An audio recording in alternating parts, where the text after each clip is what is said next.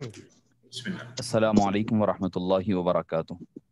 الحمد للہ رب العالمین والصلاة والسلام علی اشرف الانبیاء والمرسلین نبینا وقدوتنا محمد الامین علیہ الصلاة والتسلیم وعلی آلہ وصحبہ البررۃ اجمعین والحمد للہ رب العالمین۔ ان اللہ وملائکتہ یصلون علی النبی یا ایھا الذین آمنوا صلوا علیہ وسلموا تسلیما اللهم صل على سيدنا محمد وعلى آله وصحبه أفضل صلواتك وعدد معلوماتك وبارك وسلم صلاة وسلاما عليك يا سيدي يا رسول الله صلی اللہ تعالی علیہ وسلم۔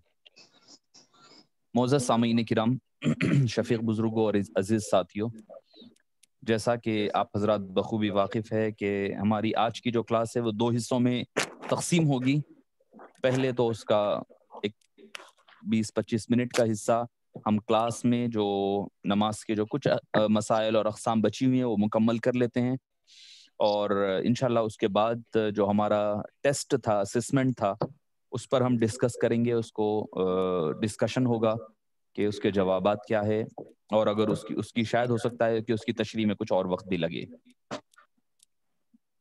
معزز سامعین کرام، چونکہ یہاں ایک ہم رہتے ہیں تو ایسے حالات میں ہمیں ایک اور نماز ہے جس کا اکثر اتفاق ہوتا ہے، وہ ہے صلاۃ الکسوف اور خسوف کا، اور صلاۃ الاستسقاء کا۔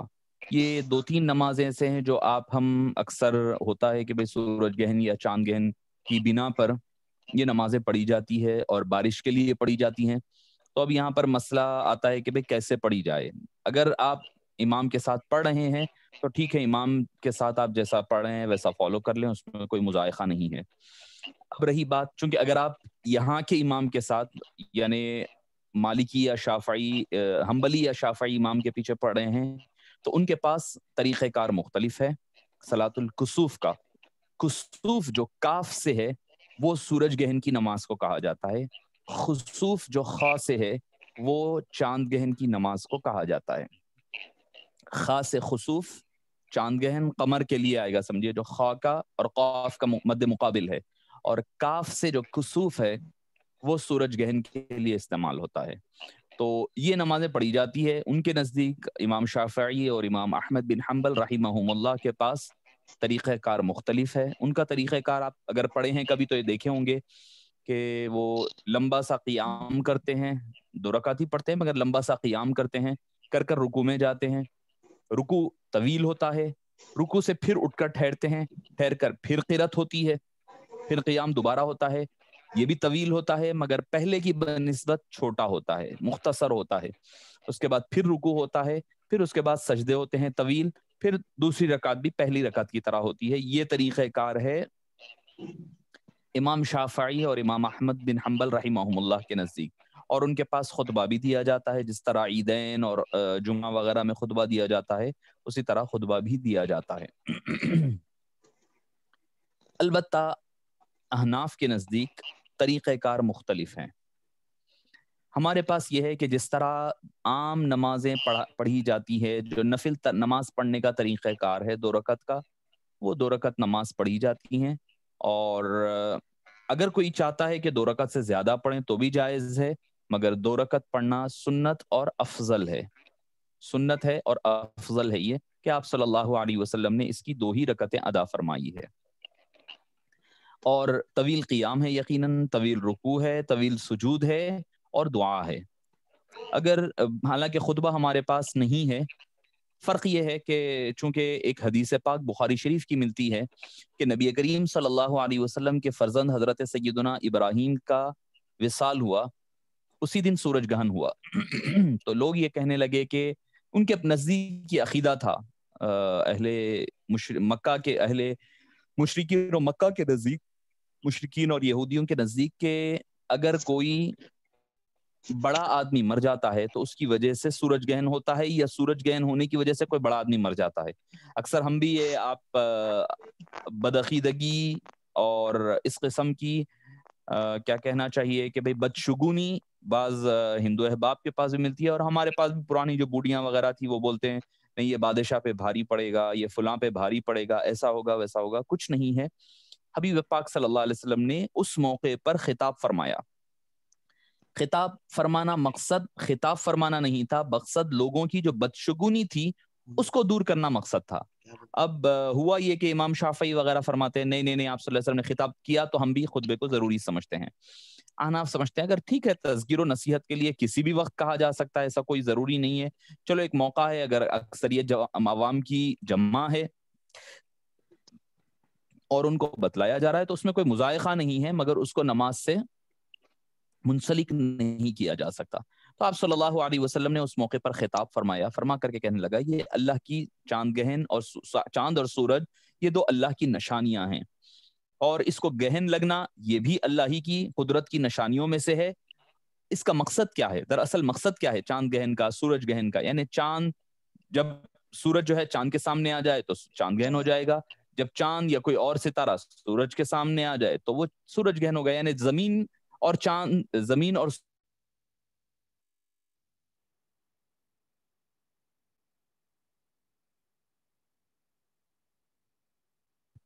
دراصل یہ بندوں کو ایک خوف دلانا اور ان کو قیامت کی اور موت کی یاد تازہ کرانا ہے۔ بھائی ایک وقفے کے لیے اگر سورج کے سامنے کوئی دوسرا سیارہ ستارہ آ جائے، کچھ لمحات، 10 منٹ، آدھا گھنٹہ، 1 گھنٹہ، 2 گھنٹے میں ہٹ جا رہا ہے، اگر یہ ہٹے گا ہی نہیں، یا اگر دونوں سیارے ستارے ایک دوسرے سے ٹکرا جائیں تو پھر وہی تو قیامت قائم ہو جائے گی۔ نظام جو چل رہا ہے وہ سارا نظام تتر بتر ہو جائے گا، پورا توڑ پھوڑ ہو جائے گا، تباہی و بربادی ہوگی۔ تو اللہ تعالیٰ فرما رہا ہے کہ دیکھو یہ بندوں کو خوف دلانا ہے، بندوں کو اللہ کی طرف رجوع کرانا ہے، متوجہ کرانا ہے۔ یہ ایک الارم ہے ہمارے لیے۔ یہ نہیں کہ برلا آڈیٹوریم پہ چڑھ کر برلا مندر کے پاس کیمرے لگا کر کے بیٹھ گئے، دوربین لگا کر کے بیٹھ گئے، نہیں، مقصد یہ نہیں ہے۔ مقصد یہ کوئی ہنسی مذاق کھیل کود نہیں ہے۔ حبیب پاک صلی اللہ علیہ وسلم جب ایسا موقع آتا تو آپ بڑی سرعت کے ساتھ، بڑی تیزی کے ساتھ مسجد کی طرف روانہ ہوتے، یہاں تک کہ آپ کی جو کملی مبارک ہوتی وہ زمین سے لڑ رہی ہوتی، اور آپ فرماتے کہیں ایسا نہ ہو کہ کہیں قیامت قائم نہ ہو جائے، کہیں قیامت۔ اسی طرح بارش میں بھی یہی آپ کا معاملہ رہا ہے، کبھی سورج گہن کے وقت چاند، اسی طریقے کا معاملہ حبیب پاک صلی اللہ علیہ وسلم کا رہا ہے۔ تو حبیب پاک صلی اللہ علیہ وسلم نے فرمایا کہ جب تم ان کو دیکھو، سورج گہن اور چاند گہن کو، تو نماز پڑھو، اور دوسرے میں فرمایا کہ اللہ اکبر کہے اور آپ نے نماز پڑھائی اور صدقہ دے، یہ بھی ایک سنت ہے۔ اچھا، اب اس کے مسائل کی طرف آتے ہیں۔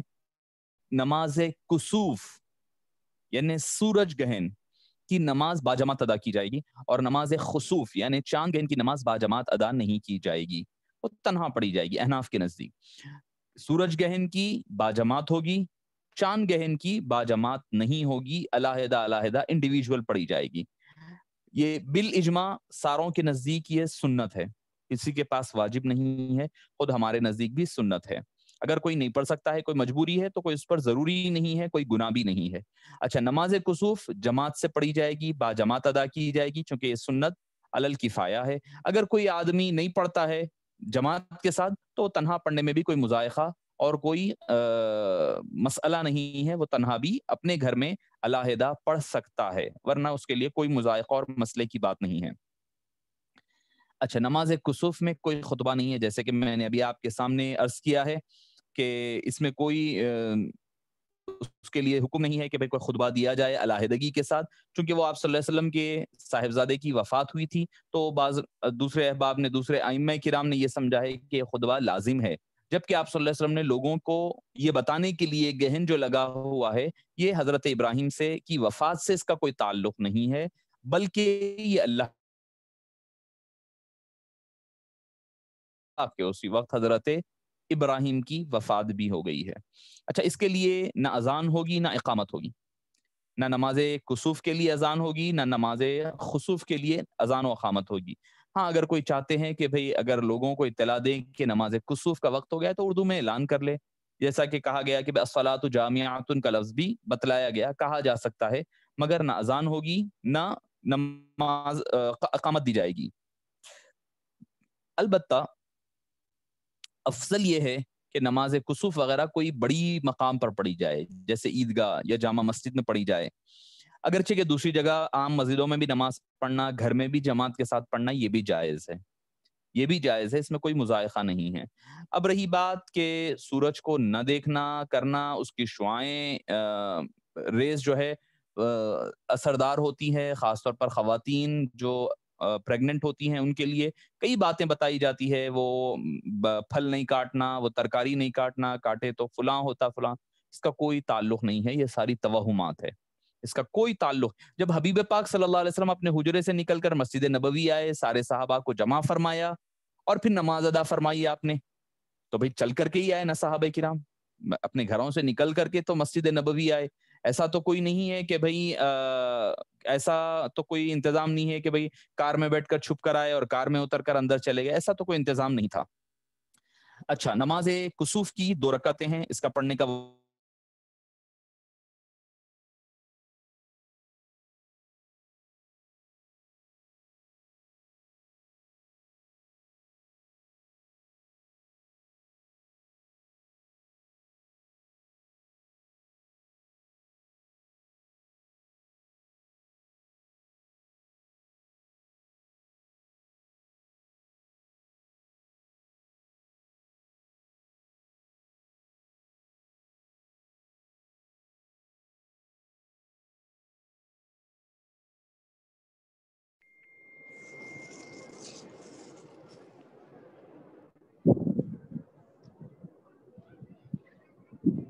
آصف کچھ انٹرپشن ہوا ہے کیا؟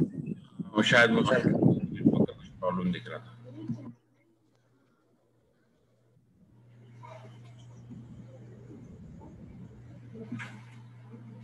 ہلو، السلام علیکم ورحمۃ اللہ وبرکاتہ۔ جی، تو معزز سامعین کرام، میں عرض کر رہا تھا کہ اور اچھا، دوسرا اہم مسئلہ یہ ہے کہ غیر مکروہ اوقات میں پڑھی جائے۔ اگر آپ کو صبح کے وقت سورج طلوع ہوتے وقت اگر سورج گہن لگ گیا ہے تو اس وقت آپ نہیں پڑھیں گے، کیونکہ اس وقت مکروہ اوقات آئیں گے۔ اچھا، اگر مکروہ اوقات آ رہا ہے، یعنی مکروہ اوقات آنے سے پہلے آپ پڑھ لیں، یا پھر درمیان میں مکروہ وقت دعا کر لیں، اس وقت دعا اور استغفار کر لیں۔ جیسے ہی پھر مکروہ وقت ختم ہو جائے تو پھر نماز کے لیے ٹھہر جائے، اگر وقت ہے سورج گہن کے مکمل ہونے تک کے لیے، سورج گہن یا چاند گہن کے۔ اچھا، نماز کسوف کا قرات طویل ہوگی، اور رکوع اور سجود وہ آپ کا اختیار ہے، اگر چاہتے ہیں تو وہ طویل کریں، چاہتے ہیں تو اختصار کے ساتھ کریں، مگر قرات لمبی کرنا، یعنی جو قرات پڑھ رہے ہیں، اکثر تو یہ جو مسنون طریقہ کار بتلایا گیا وہ یہ ہے کہ پہلی رکعت میں سورہ بقرہ پڑھی جائے اور دوسرے میں سورہ آل عمران پڑھی جائے۔ تو اب لازمی بات ہے سورہ آل عمران اگر ہم پڑھتے بیٹھیں گے تو پھر بقرہ اور آل عمران ہوں گے تو تقریباً 4 پارے مکمل ہو جائیں گے، تو میں سمجھتا ہوں کہ وہ خود ایک لمبا چوڑا شبینہ ہو جائے گا رمضان کی یاد تازہ، تو یقینی بات ہے اس دوران آپ کا سورج گہن وغیرہ ختم ہو جائے گا، کیونکہ وہ اللہ کی یاد تازہ کرنا ہے، اللہ کے غضب سے محفوظ رہنے کے لیے اللہ کے آگے رجوع ہونا دراصل اس کا مقصد یہ ہوتا ہے۔ اچھا، نماز کے بعد امام چاہے تو دعا میں مشغول ہو جائے، ممبر پر نہ چڑھے بلکہ عصا یا پھر کوئی کمان یا کوئی لکڑی کا سہارا لے کر لوگوں کی طرف چہرہ کر کے لوگوں کی طرف منہ کر کے دعا کیا کریں۔ یہ ہے نماز کسوف میں۔ نماز استسقاء وغیرہ میں آپ کو الگ ملے گا، یعنی قبلے کی طرف رخ کرنے کا حکم ملے گا۔ اس طرف کیا ہے، آپ کو اس طرف آپ لوگوں کی طرف چہرہ کر کے کہیں گے، اور لوگ آمین کہنا چاہے آمین کہیں، اور دعا میں اس وقت تک مشغول رہیں جب تک کہ سورج گہن ختم نہ ہو جائے۔ اب اگر کوئی اتنا وقت نہیں ہے آپ کے پاس، اختصار کے ساتھ پڑھنا چاہ رہے ہیں، پڑھ کر اپنے کام میں مشغول ہونا چاہ رہے ہیں، ٹھیک ہے، اجازت ہے اس کی، کوئی فرض نہیں ہے، از خود نماز یہ سنت اور مسنون ہے، یہ کوئی فرض یا واجب نہیں ہے جس کے لیے اپنے آپ کو تکلف میں ڈالنا نہیں ہے۔ ہاں، مگر بہتر یہی ہے کہ جب تک کہ سورج گہن ہے اس وقت کرنا، یہ آپ صلی اللہ علیہ وسلم کی سنت مبارکہ ہے۔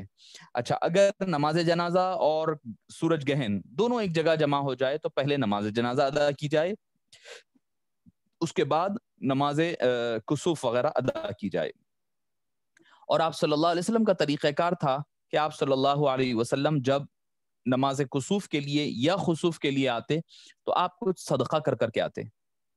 صدقہ کیا ہے؟ آپ کی بلاؤں کو ٹالا کرتا ہے، مصیبتوں کو اور اللہ کے غضب کو ٹھنڈا کرنے والی چیز کا نام صدقہ ہے۔ صدقہ وہ خیرات اللہ کے غصے کو ٹھنڈا کیا کرتا ہے. تو حبیب پاک صلی اللہ علیہ وسلم نے فرمایا کہ نماز کسوف کے لیے جب تشریف لاتے تو آپ صدقہ و خیرات کرتے ہوئے تشریف لاتے ہیں. اچھا اب آئیے صلاۃ الخسوف یعنی نماز خسوف، چاند گہن کی نماز، یہ مستحب ہے. یہ علی قیاس ہے، یہ علی القیاس ہے کہ علی قیاس صلاۃ الکسوف ہے، یعنی صلاۃ کسوف پر قیاس کرتے ہوئے نماز خسوف مستحب ہے اور اس کی بھی وہی رکعتیں ہیں. البتہ یہ کہ اس میں کوئی جماعت نہیں ہوگی، اس میں نماز جماعت کے ساتھ نہیں پڑھی جائے گی. چاند گہن میں، سورج گہن میں آپ کی نماز جماعت کے ساتھ ہوگی. اگر چاہے تو مسجد میں پڑھنا چاہے پڑھ لے علیحدہ علیحدہ، گھر میں پڑھنا چاہے پڑھ لے، مسجد میں آنے کی کوئی ضرورت وغیرہ نہیں ہے. تو یہ رہی نماز کسوف اور دوسری رہی نماز خسوف. دونوں کے احکام ایک ہے، دونوں کے لیے احکام وہی ہوں گے، خطبہ نہیں ہے اور دونوں میں نمازوں کا طریقہ کار وہی ہے. طویل عام نمازوں کی طرح ہے مگر طویل قیام، طویل رکوع، طویل سجود یہ اس کی اسپیشالٹی ہے. اس کے بعد آپ نماز پڑھیں اور دنیاوی معاملات وغیرہ سے ہو سکے جتنا ہو سکے ممکن ہو سکے اس سے احتیاط کیا کرے اور اس سے بچاؤ کریں. اچھا ایک اور ہوتی ہے قنوت نازلہ. جب کوئی مشکل وقت آ جائے، کوئی اگر ناگہانی حالات آ جائے، اہل ایمان پر بڑے کٹھن حالات آ جائے، کوئی بڑا حادثہ ہو جائے، بڑا کوئی غیر مسلمین کا حملہ ہو جائے کفار وغیرہ کا، تو ایسے موقع پر قنوت نازلہ پڑھی جاتی ہے. فجر کی نماز میں قنوت پڑھی جاتی ہے، جبکہ حدیث پاک میں آپ صلی اللہ علیہ وسلم نے کو جب بھی کوئی مصیبت یا رنج یا پریشانی لاحق ہوتی تو آپ نماز میں مشغول ہو جایا کرتے. تو فجر کی نماز میں پڑھی جاتی ہے، اس کو قنوت نازلہ کہا جاتا ہے. البتہ یہ ہے لیکن یہ بہت بڑے اگر کوئی حادثات ہوتے ہیں تو اسی وقت پڑھا جاتا ہے اور وہ اللہ تعالیٰ اس کی برکت سے اس کو دور بھی فرما دیا کرتے ہیں. جبکہ بعض علماء کا کہنا یہ ہے کہ قنوت نازلہ فجر میں، مغرب میں یا عشاء میں بھی پڑھی جا سکتی ہے. اس میں طریقہ کار کوئی علیحدہ اور مختلف نہیں ہے. جیسے آپ اکثر دیکھتے ہیں کہ نماز میں نماز کے رکعت کے اختتام پر رکوع میں جانے سے قبل یا رکوع کے بعد سجدے میں جانے سے قبل دعا کی جاتی ہے، اس کو کہا جاتا ہے قنوت نازلہ. اچھا یہ ہو گئی تین نمازیں ہماری. اب آئیے استسقاء کی نماز، جو ہم اکثر یہاں پر استسقاء بھی دیکھا کرتے ہیں. استسقاء بارش کو طلب کرنے کے لیے پڑھی جانے والی نماز کو استسقاء کہا جاتا ہے. وہ کیا ہے؟ کیونکہ قرآن کریم میں بھی آیا ہے کہ استغفروا ربکم انہ کان غفارا یرسل السماء علیکم مدرارا. اللہ سے دعا کرو کہ اللہ تعالیٰ، استغفار کرو کہ وہ غفار ہے اور بارش فوری برسائے گا. اچھا پہلی چیز اس کے مقام کیا ہے؟ اس کا مقام مساجد نہیں ہے. استسقاء کا تالاب ہے، ندیاں ہیں جو سوکھ گئی ہے، یا پھر ایسے کھلے میدان ہے وغیرہ جہاں پر پانی پینے کی جگہیں ہو، جانوروں کے پانی پلانے کی جگہ ہو، یا کھیت ہو، یا ایسے مقامات ہو جو پاک صاف ہو جہاں پر پانی جمع ہوتا ہے، وہاں پر بہتر مقام ہے. آپ صلی اللہ علیہ وسلم شہر مدینہ سے باہر تشریف لا کر کے آپ نے صلاۃ الاستسقاء ادا فرمایا کرتے ہیں. اچھا اس کا طریقہ کار کیا ہے کہ پہلے اس کے لیے روزہ رکھے، کم سے کم 3 دن روزہ رکھا کرے. 3 دن اور اس سے بھی اہم بات، اللہ کے دربار میں ایک حدیث پاک میں آتا ہے جب آدمی کی کمائی حرام کی ہو جاتی ہے تب اللہ تعالیٰ بارش کو روک دیتا ہے. جب حرام کا آدمی کھانے لگتا ہے، حرام لقمے زیادہ بڑھ جاتے ہیں، تب اللہ تعالیٰ بارش کو روک دیا کرتا ہے. تو سب سے پہلے تو اللہ کے دربار میں توبہ ہونی چاہیے. یہ آتے کب کے باعث یہ معاملات آتے ہیں، تو پہلے تو یہ کہ بھائی توبہ کی جائے، پھر اس کے بعد روزہ رکھا جائے. مسلسل 3 دن روزہ رکھے اور گناہوں سے توبہ کرے، اور اگر کسی کا حق باقی ہے تو ان کا حق دے دیں. ضعیفوں، بچوں، بوڑھوں، جانوروں سب کو لے کر نکلیں، سب کو لے کر کے چوتھے دن نکلے. اس طرح کے سب پرانے پھٹے پیون لگے ہوئے کپڑے پہنے، اپنی عاجزی کا، اپنی انکساری کا،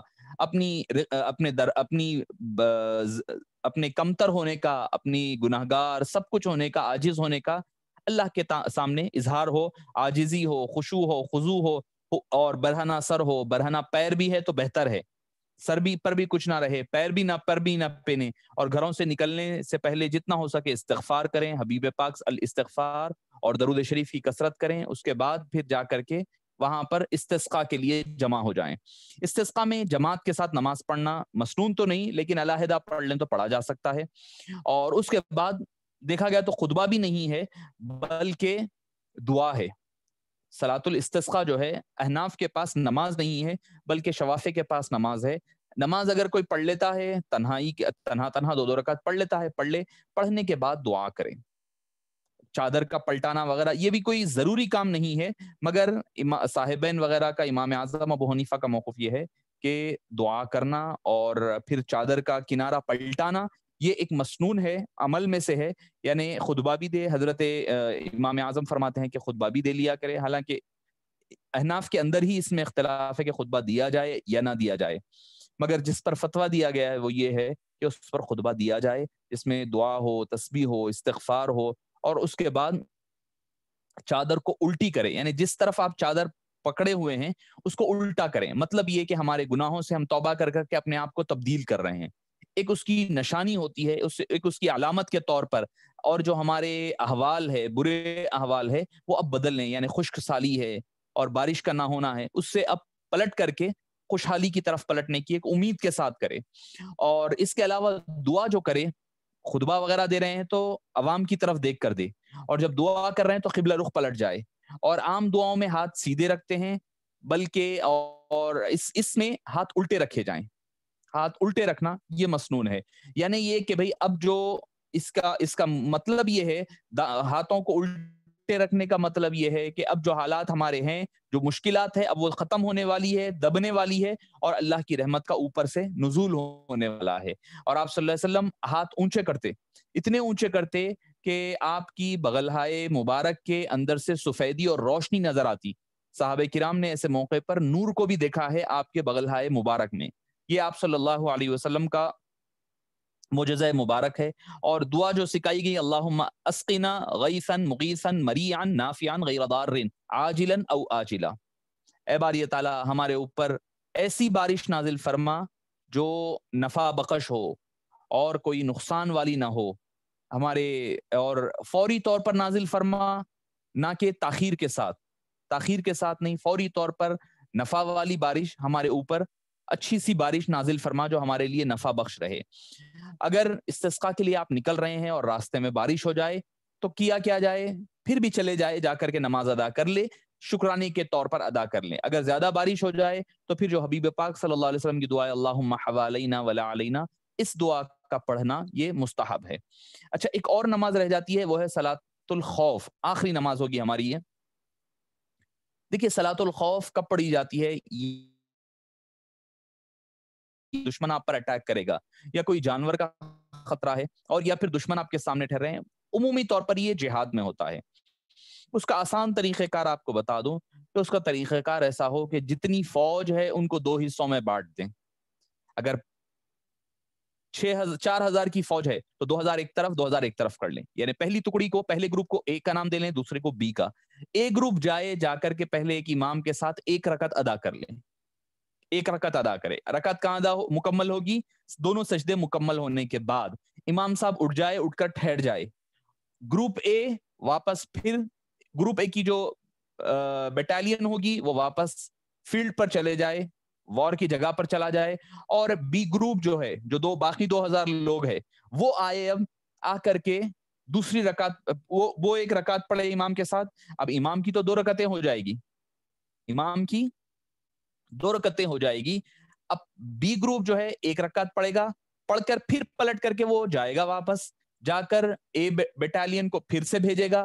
وہ آ کر کے صرف خالی ٹھہریں گے، وہ لوگ آ کر رکعت باندھ کر کے ٹھہر جائیں گے قبلہ رخ، کیونکہ وہ لوگ لاحق ہے، وہ لوگ نماز میں لاحق ہے. لاحق مطلب جو پہلے سے ابتدا سے شامل ہوئے ہیں. تو اس وجہ سے وہ نہ خیرت پڑھیں گے، نہ سورہ فاتحہ پڑھیں گے، نہ ضم سورہ پڑھیں گے. وہ ٹھہریں گے، قیام کریں گے، رکوع سجود کر کر کے اپنی نماز مکمل کر کر کے واپس جائیں گے. جا کر بی گروپ کو بھیجیں گے. اب بی گروپ آئے گا، آ کر کیا کرے گا؟ وہ لوگ سورہ فاتحہ بھی پڑھیں گے، ضم سورہ بھی پڑھیں گے. وہ کیوں؟ کیونکہ وہ مسبوق ہے، وہ 1 رکعت بعد جوائن کرے. پہلے والا گروپ اسٹارٹنگ سے ہے، دوسرے والا گروپ بعد میں جوائن کرا ہے. تو بعد میں جوائن کرا مطلب پہلی رکعت ان کی چھوٹ گئی تھی امام کے ساتھ، تو وہ مسبوق کا حکم لاحق ہوگا ان کے اوپر لاگو ہوگا. وہ لوگ دوبارہ پہلی دو جو ان کی رکعت جو ایک پڑھیں گے اس میں سورہ فاتحہ بھی پڑھیں گے, ضم سورہ بھی پڑھیں گے. اچھا یہ رہ گیا, میں نے آپ کو طریقہ کار بتا دیا ہوں. اب ایک اس میں ممکن اور ایک اس میں اجازت ہے, وہ یہ ہے کہ جو بی گروپ جب آئے گا, بٹالین بی جو آئے گی, گروپ بی آئے گا, اگر بی گروپ چاہتا ہے تو پہلی رکعت دوسری رکعت مکمل کر کے جائے, اپنی نماز پوری مکمل کر لے, کر جا کر گروپ اے کو بھیج سکتا ہے. یہ ایک چیز کی ان کے اندر ایک باریک نقطہ, ایک اجازت اس کے اندر ملے گی. اور اگر 4 رکعت والی نماز ہے تو پھر 2 کا بیچ بنایا جائے گا, 2 پر آدھی نماز ہوگی, 2 پر دوسری آدھی ہوگی.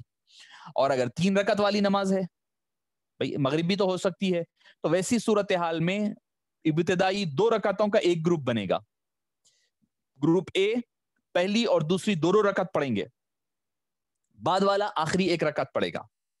تو اگر 3 رکعت والی ہے تو 2-1 کا بیچ بنے گا, اگر 4 رکعت والی ہے تو 2-2 کا بنے گا, 2 رکعت والی ہے تو وہ 1-1 کا بنے گا. اور اگر ہاں یہ بھی کہ بھئی دشمن کے مقابل جانے سے مراد یہ ہے کہ پیدل جانا.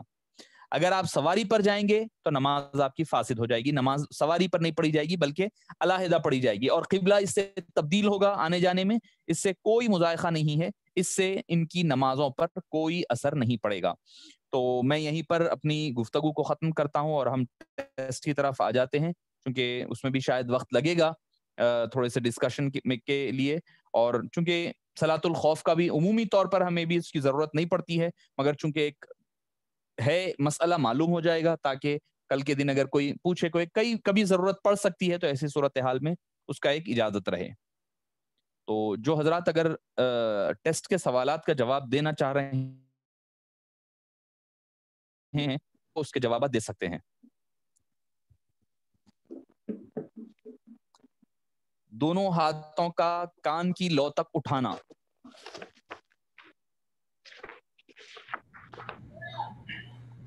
فرض ہے مطلب؟ ہاں نہیں, یہ فرض نہیں ہے, یہ سنت ہے. یہ نماز کی سنتوں میں شامل ہے, یہ فرض نہیں ہے. کان کی لو تک اٹھانا فرض نہیں ہے, چونکہ آپ صلی اللہ علیہ وسلم ہاتھ اٹھایا کرتے تھے, چونکہ مختلف احادیث ملتی ہے. آپ کبھی کاندھے تک اٹھائے ہیں, اور کان کی لولکیوں تک اٹھائے ہیں, اور کان کی لولکی کو ٹچ بھی کیے ہیں. تو اس وجہ سے احناف کے نزدیک یہ ہے کہ سنت ہے. اگر کوئی آدمی کان تک نہ اٹھا کر کے اللہ اکبر کہہ کر کے اگر نماز شروع کر لیتا ہے تو اس کی نماز ہو جائے گی, اس کی نماز پر کوئی اثر نہیں ہوگا. تو پہلا سوال کا جواب ہوگا سی, سنت ہے. سنت ہے بیٹے, سنت ہے. 3 یا 4 رکعت والی نماز میں قاعدہ اولا یعنی پہلا التحیات پڑھنا واجب ہے. جی واجب ہے, یہ واجب ہے. یہ اگر یہ چھوٹ جاتا ہے تو آپ کو دوبارہ اس سجدے سہو کرنا پڑے گا. قاعدہ اخیرہ ترک ہو جائے تو نماز پھر سے دھونا پڑے گا. جی بالکل, جی اس کا آپشن 3 کا آپشن اے ہے, کیونکہ نماز ہوگی ہی نہیں, چونکہ یہ فرائض نماز میں سے ہے. جو چیز فرائض نماز میں سے ہے اس کا ترک ہونے سے نماز بالکل نہیں ہوگی. چوتھا کویسچن ہے, اگر کوئی 1 رکعت میں صرف 1 سجدہ کیا تو کیا کیا جائے؟ سی نہیں, نماز پھر سے پڑھنا ہوگا. نہیں, اس کا جواب بنے گا کہ بی آئے گا. ہوگا کیا کہ آدمی نے پہلی رکعت میں اگر 1 ہی سجدہ کیا ہے تو اس کو چاہیے کہ دوسری رکعت میں وہ 3 سجدے کرے, کرنے کے بعد آخر میں سجدے سہو کرنے سے اس کی نماز ہو جائے گی. چوتھا جواب سوال کا بی ہے, کیونکہ جو چیز جو پیر ہے ایک کے علاوہ دوسرا ہے, جیسے کہ رکوع ہے وہ تنہا ایک ہی ہے 1 رکعت میں, قیام ایک ہی ہے, رکوع ایک ہی ہے, سجدے 2 ہے.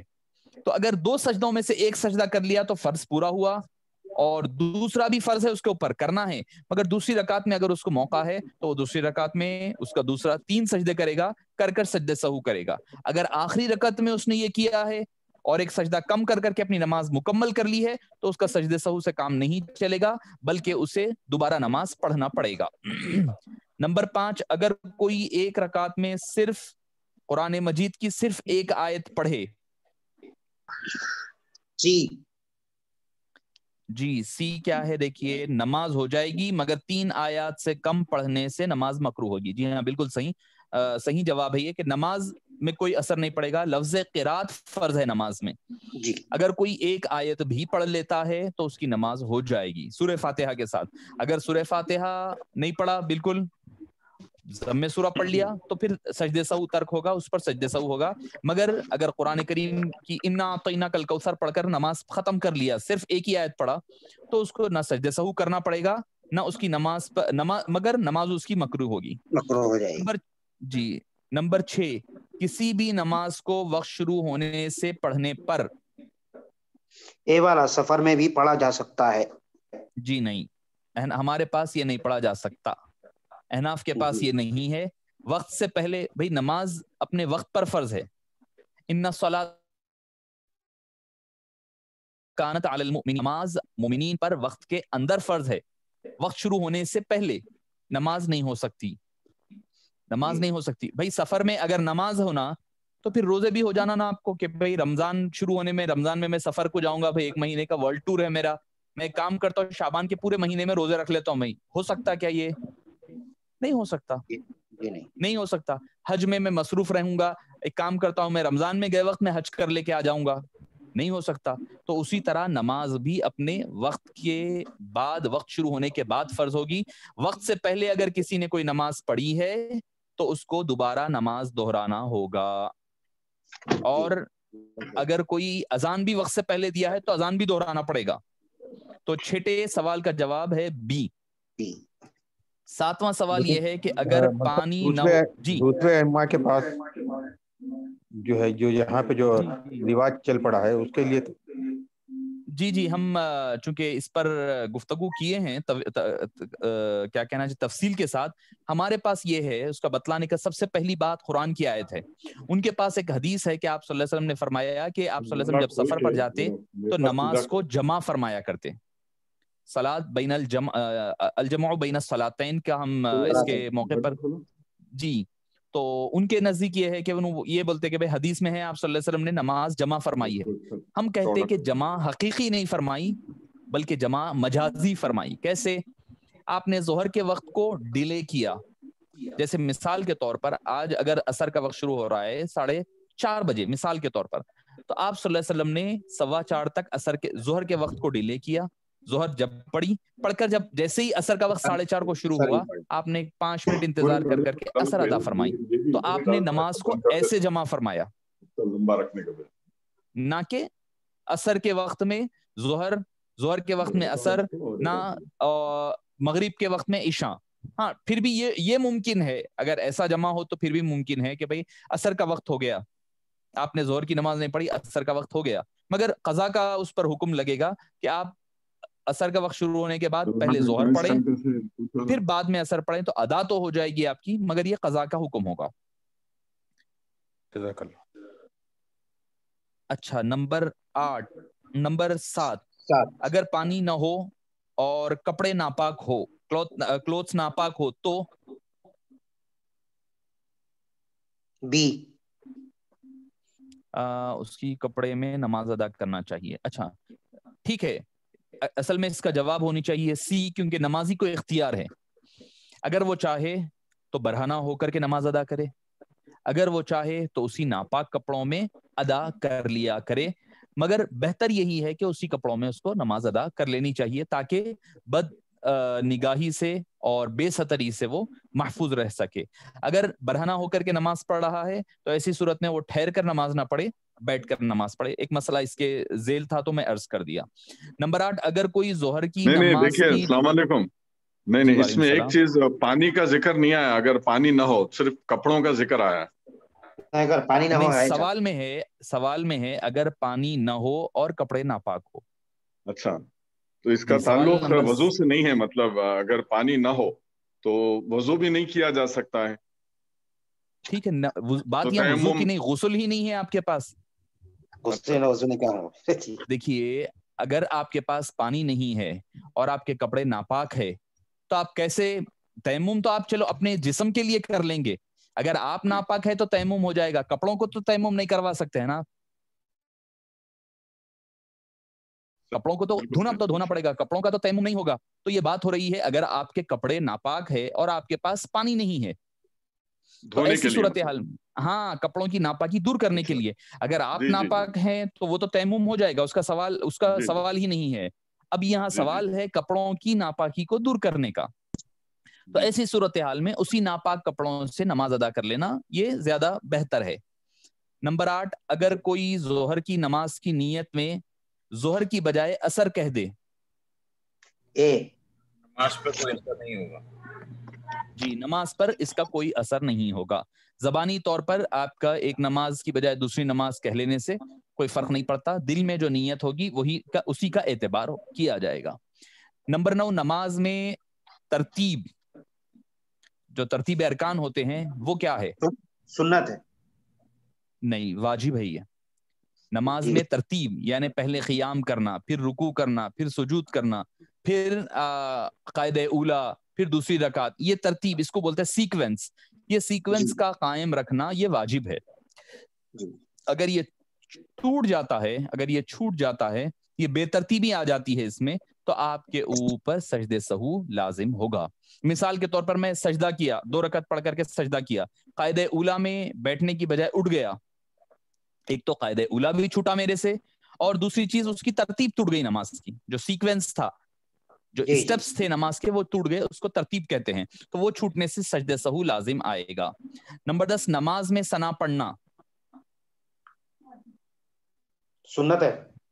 یہ سنت ہے. نماز میں چاہے ثنا ہو جائے, چاہے انی وجاتو ہو جائے, اور سمیع اللہ, جتنے چیزیں ہیں, آمین آہستہ کہنا, یہ ساری چیزیں سنت قرار پاتی ہے. نمبر 11, درود ابراہیم اور دعائے معصورہ پڑھنا, یہ بھی سنت ہے. جی بالکل, یہ بھی سنت ہے, صحیح ہے. یہ فرض اور واجب نہیں بلکہ یہ بھی سنت ہے. 12واں سوال, اگر کوئی قرات سے پہلے رکوع کرے تب, اگر قرات کرنا تھا مجھے, میں رکعت باندھ کر سیدھا رکوع میں چلا گیا, مجھے پھر یاد آیا میں پلٹ کر کے واپس آ کر کے قرات کروں, مثال دے رہا ہوں, مثال کے طور پر ایسا ہو تو پھر کیا حکم ہوگا؟ سجدے سہو نہیں, نماز ہو جائے گی. نہیں, سجدے سہو سے نماز نہیں ہوگی, نماز بالکل ہی نہیں ہوگی, نماز دوبارہ پڑھنا ہوگا. جیسے میں نے ابھی آپ کو بتایا ایک چیز کہ جو ارکان سنگل ہے آپ اس کو آگے پیچھے نہیں کر سکتے. قرات سنگل ایک رکعت میں ایک ہی بار ہوتا, قرات رکوع ایک رکعت میں ایک ہی بار ہوتا, اور قیام قوما یعنی رکوع کے بعد اٹھنا وہ بھی ایک رکعت میں ایک ہی بار ہوتا ہے, قاعدہ 2 سجدوں کے درمیان بیٹھنا وہ بھی ایک بار ہوتا ہے. تو اس کا آپ کو ترتیب رکھنا فرض ہے, ورنہ نماز فاسد ہو جائے. سجدہ ایک رکعت میں 2 مرتبہ ہوتا ہے, تو اگر وہ ایک چھوٹ گیا تو آپ بعد میں دوسری رکعت میں کر سکتے ہیں. تو اگر کوئی آدمی قرات سے پہلے رکوع کر لے, یا پھر سجدے سے پہلے رکوع سے پہلے سجدہ کر لے, تو ایسی صورتحال میں جو عمل, جو رکن ایک ہی مرتبہ ہے پوری نماز میں, اگر وہ ترک ہوتا ہے یا آگے پیچھے ہو جاتا ہے تو نماز نہیں ہوگی, نماز اس کو دوبارہ پڑھنا پڑے گا. نمبر 13, قاعدہ اخیرہ فرض ہے. جی, قاعدہ اخیرہ فرض ہے, بغیر قاعدہ اخیرہ کے نماز آپ کی بالکل نہیں ہوگی, دوبارہ پڑھنا پڑے گا. نمبر 14, اگر نماز کی حالت میں کسی کا ستر عورت کھل جائے اور وہ اتنی دیر کھلا رہے بی ادا ہو کے تو سجدے سہو کرنا ہوگا, اور وہ اتنی دیر کھلا رہے, ہاں جی صحیح فرمایا, بی نماز اس کی فاسد ہو جائے گی. اگر سجدے سہو غلطی سے ہو, اتفاقاً ہو, مجبوری کے تحت ہو, کوئی بھی مسئلہ ہو جائے, مگر اگر آپ کا ستر عورت پورا کھل گیا ہے یا 1/3 سے بڑھ کر کھل گیا ہے, اور ایک رکن, ایک عمل رکن کے اتنی دیر اگر کھلا رہا, اگر مثال کے طور پر آپ کا سطر کھلا اور آپ فوری بیٹھ گئے یا پھر فوری اٹھا لیے ایک جھٹکے کے ساتھ ایک رکن کے ادا کرنے سے پہلے, تو آپ کی نماز پر کوئی اثر نہیں ہوگا. اگر ایک رکن کی اتنی دیر اگر آپ کا ستر عورت کھلا رہا تو آپ کی نماز فاسد ہو جائے گی. اچھا, نماز کا وقت ہونا, شرائط نماز, جی شرائط نماز ہے, یہ نماز کے آغاز سے پہلے والے شرائط ہے, جیسے ہم ابھی آپ کو میں نے بتایا کہ سفر کے دوران 2 نمازوں کا ملانا، تو اسی طرح یہ بھی ہے کہ نماز کا آپ کو وقت ہونا یہ شرائط نماز میں سے ہے. اگر آپ وہ نہیں کریں گے، اگر آپ وقت سے پہلے نماز پڑھیں گے تو آپ کی نماز ہی نہیں ہوگی، دوبارہ آپ کو اس کی نماز ادا کرنا پڑے گا. اگر کسی کو اس کے حوالے سے کوئی سوال ہے تو کر سکتے ہیں، ہمارے ٹیسٹ کے حوالے سے یا آج کی کلاس کے حوالے سے.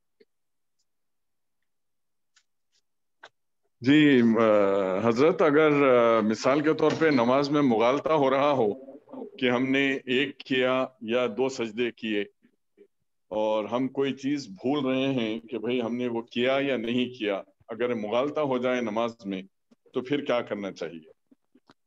دیکھیے، اس کو آپ کیا کہتے ہیں کہ نماز میں آپ کو بھولتے ہیں. اگر آپ کو پہلی مرتبہ اتفاق ایسا ہو رہا ہے، پہلی مرتبہ ہو رہا ہے، تو ایسی صورتحال میں 1 مرتبہ زائد کر کے اس کی سجدہ سہو کر لے.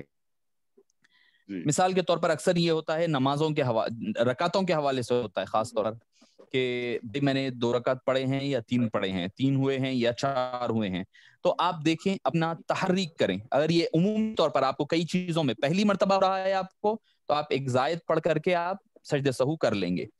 اگر آپ کو یہ ہر بار ہو رہا ہے، کئی بار ہو رہا ہے، تو مطلب یہ کہ یہ عادت سی ہو گئی ہے آپ. تو اب ایسے موقع پر آپ کو کیا کرنا ہوگا، اپنے ذہن سے کام لینا ہوگا. یہ سوچنا ہوگا کہ بھئی میں نے کتنی مرتبہ پڑھا ہے. آپ کا ذہن جو کہے گا اس کا اعتبار ہوگا. اگر آپ کا ذہن تھا کہ بھئی 3 پڑھا میں، تو 4 پڑھ لیں.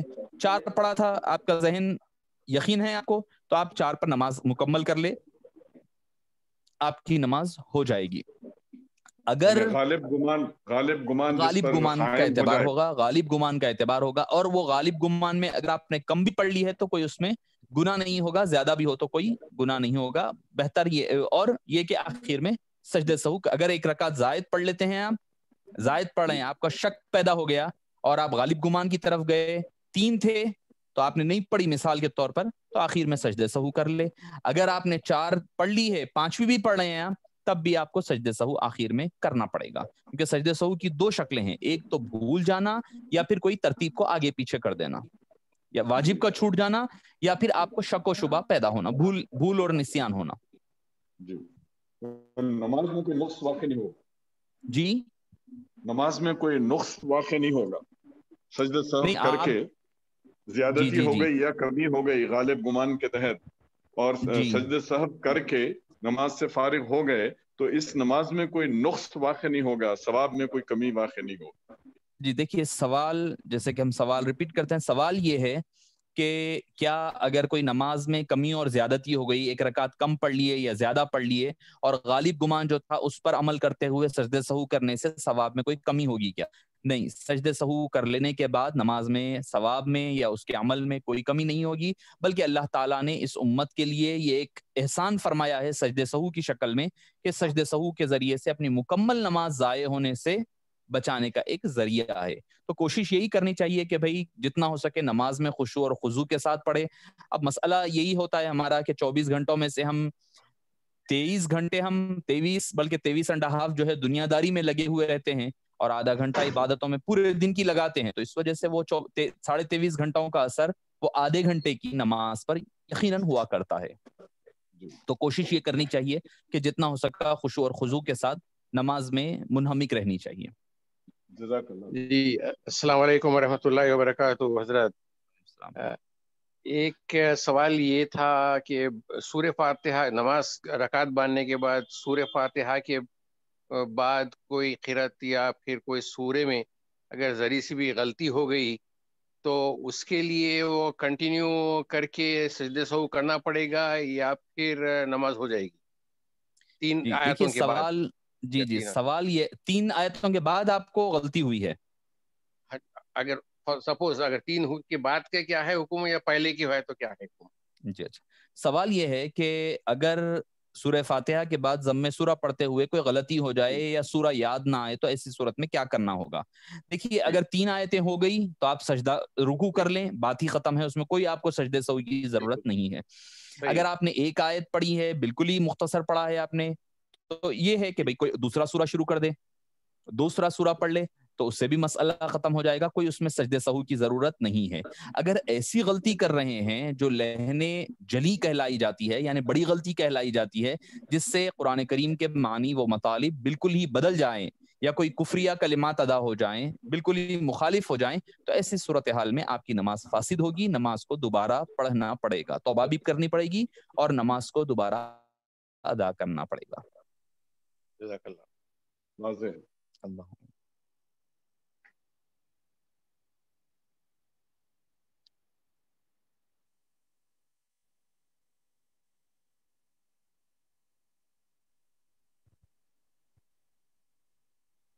سوال کیا ہے؟ اچھا، اذان کا نماز کے علاوہ کوئی مشکل کے وقت اذان دینا۔ اچھا دیکھیے، یہ ایک مسئلہ مختلف ہی ہے کہ احناف کے نزدیک خود بھی، اگر آپ جیسے علامہ عینی وغیرہ کو اٹھا لیں، آپ تو بڑے بڑے اکابرین کو اٹھا لیں، تو سوال یہ ہے کہ بھئی اذان کیا صرف نمازوں کے وقت دی جائے یا کوئی مشکل اور مصیبت کے وقت، جیسا کورونا وغیرہ کے وقت جو چل رہا تھا، دینا مستحب ہے، دیا جا سکتا ہے یا نہیں دیا جا سکتا ہے، اس کا کیا حکم ہے؟ دیکھیے، ایک بات یاد رکھیں کہ اذان، یقیناً اذان نماز کے وقت دینا چاہیے، نماز چاہے اب جیسے صلاۃ الکسوف اور خسوف میں ہم اذان نہیں دے رہے ہیں، نماز کسوف اور خسوف میں اذان نہیں رکھی گئی ہے، تو احناف کے نزدیک جو اجلہ محدثین کا اور فقہا کا مسلک ہے وہ یہی ہے کہ اس کے علاوہ دوسرے وقت اذان نہیں دینی چاہیے۔ دیکھیے، جب اور ایک قاعدہ بھی یاد رکھ لیں کہ احناف کے نزدیکی ہے یہ کہ اگر کوئی ایک مسئلہ ایسا آئے، کوئی یہ کہے کہ یہ مستحب ہے، جیسے بعض حضرات جو کہتے ہیں کہ بھئی یہ مستحب ہے، چاہے وہ قبر کے پاس اذان دینے کی بات ہو، قبر کے اندر اذان دینے کی بات ہو، یا پھر کوئی اور مشکل وقت پر اذان دینے کی بات ہو، تو یہ عمل مستحب ہے، ہر کوئی یہ کہے گا مستحب ہے، یہ سنت نہیں ہے، یہ واجب نہیں ہے، یہ فرض نہیں ہے۔